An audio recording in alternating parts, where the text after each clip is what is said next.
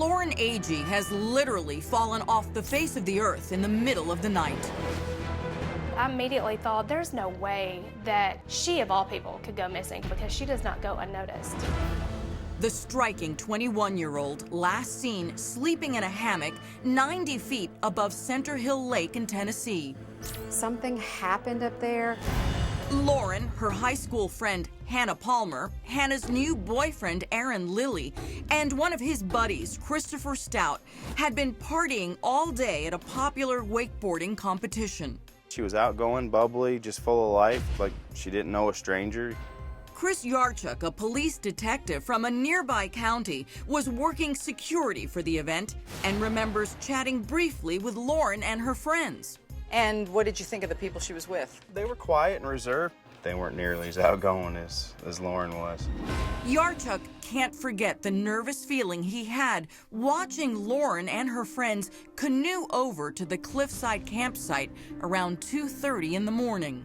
Yeah, I saw the four of them leave together. Hours later, Lauren's friends say she was gone.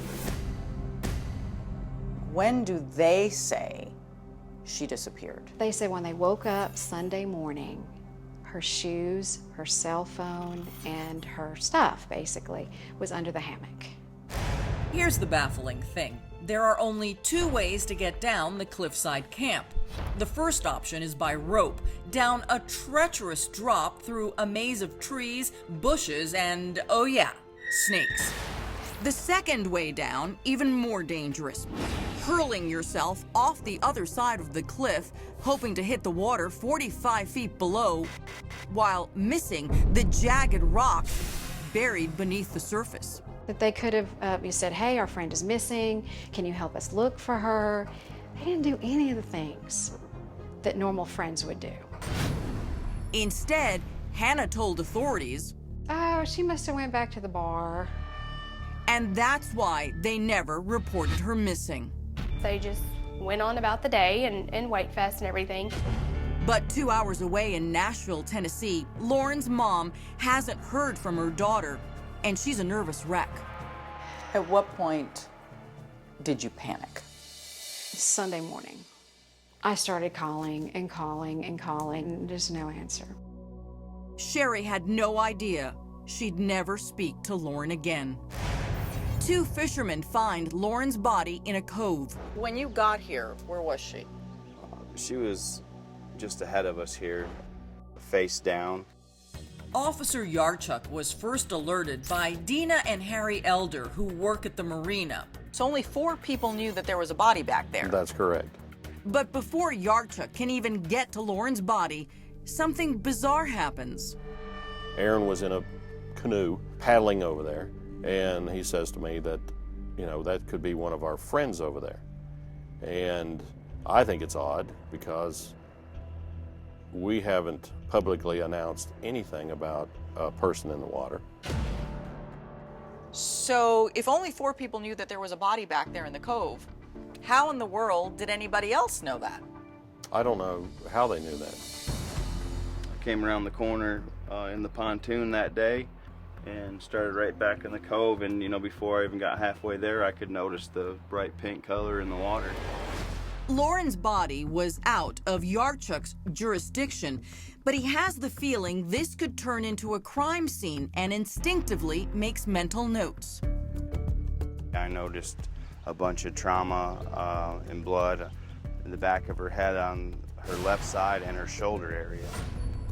Is that the kind of injury that you get if you fall and land backwards and hit your head on a rock, or is that someone slamming your head on the back of a rock? Depending on how you fall, it could go either way.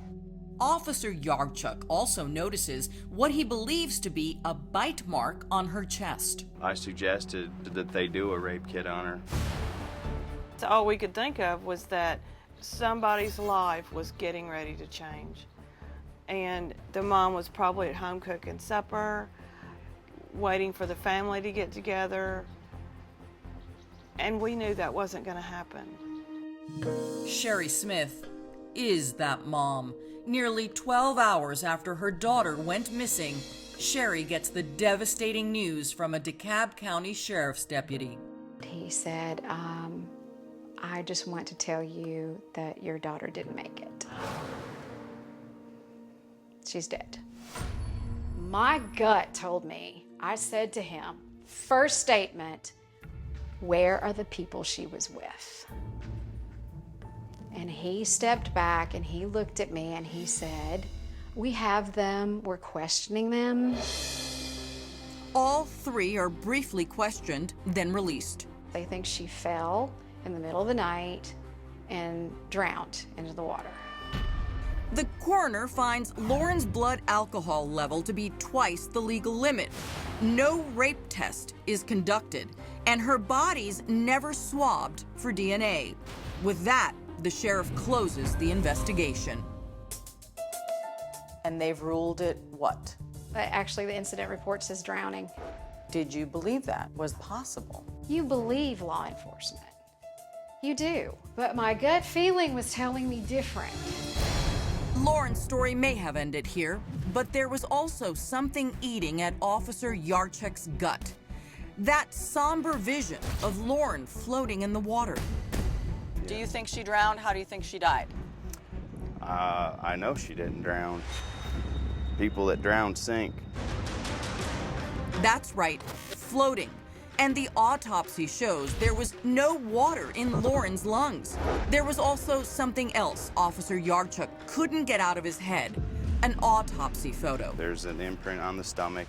It's that odd 45-degree triangle right there. Up next, that weird triangle hits Officer Yarchuk like a bolt of lightning. He suddenly remembers where he's seen it before. That's the only thing that was in their use that would make that mark. It's ruled a tragic accident. Case closed, according to the DeKalb County Sheriff's Department. But she didn't have any water in her lungs. No. So that right there is a major question.